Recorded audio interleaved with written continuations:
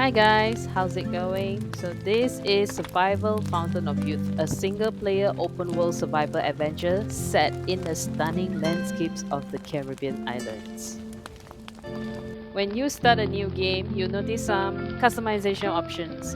You can tweak daytime speed and weather frequency, which adds a little bit more control to your experience.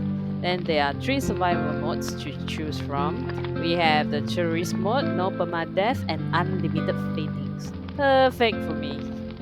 And for those who want a more relaxed experience.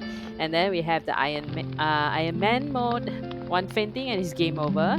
Through Survivor, you're allowed up to 6 faintings before permadeath kicks in.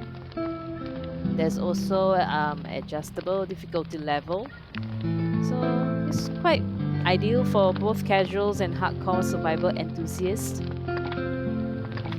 The storyline is also quite engaging. It provides enough to, keep you exploring the island, and then as you go on, you uncover more mysteries. Let me show you the first cutscene of this game. Let's watch it together. This story is inspired by real events. According to historic records, on March 4th, 1513, three ships sailed from Puerto Rico. They were heading to faraway islands and were led by the famous explorer Juan Ponce de Leon. The goal of the expedition was to search for the legendary Fountain of Youth. It all began in Puerto Rico, when Governor Juan Ponce de Leon gave military support to the chief Gaibana in a war against other tribes. The Spanish soldiers quickly ended the war and restored peace. The grateful chief told Ponce de Leon an ancient legend of his people, a legend about Bimini, a hidden island lost in the sea. According to the legend, in the center of Bimini is the Fountain of Youth. Anyone who drinks from it will enjoy long years of health and youth. The chief also gave him an old map, covered with inscriptions in an ancient language. The map showed an uncharted group of islands. The location to search was clear, but the inscriptions were still a mystery to uncover.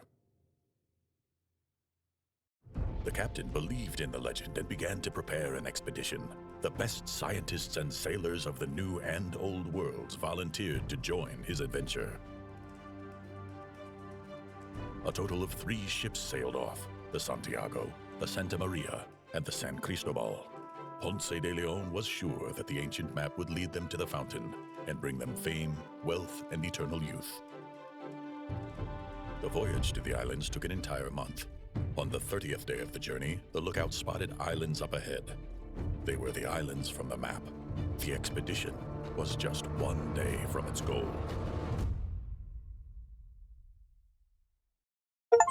When my character first got to the island, it all looks like exciting for me as I'm about to start the usual collecting stuff, gathering, chopping down trees and things like that. But here's where things get different.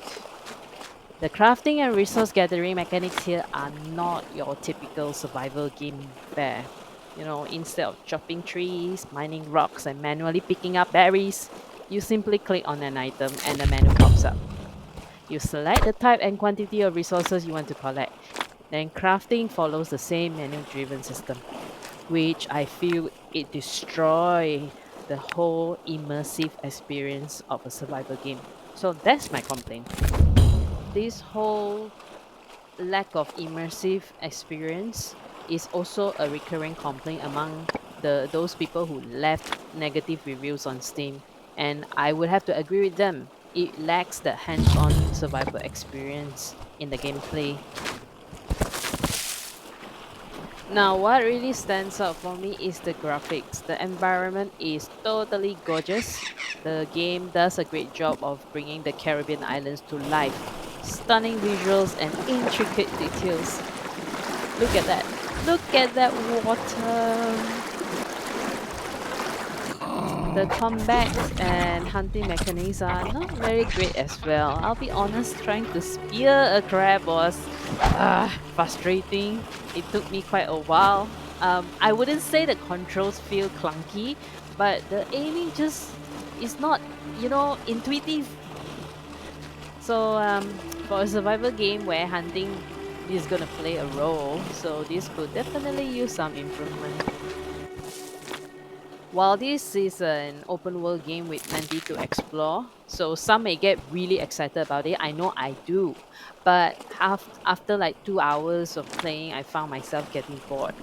For a game that is solely focused on man versus nature, I couldn't help but feel that this would be far more engaging as a co op or multiplayer experience. Overall, on Steam, the game received very positive reviews, and I can see why some players love it. The beautiful environment, the good storyline are definitely the highlights. However, the criticisms, particularly regarding the lack of immersion and clunky mechanics, are also valid.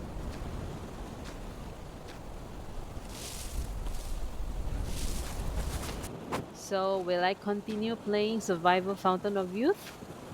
Maybe, if I have nothing else to play.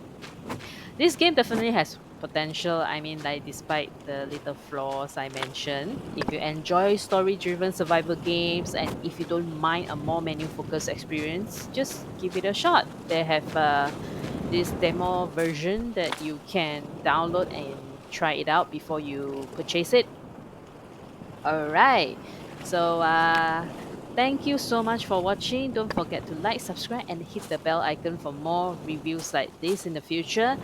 I appreciate you, and I'll see you in the next one.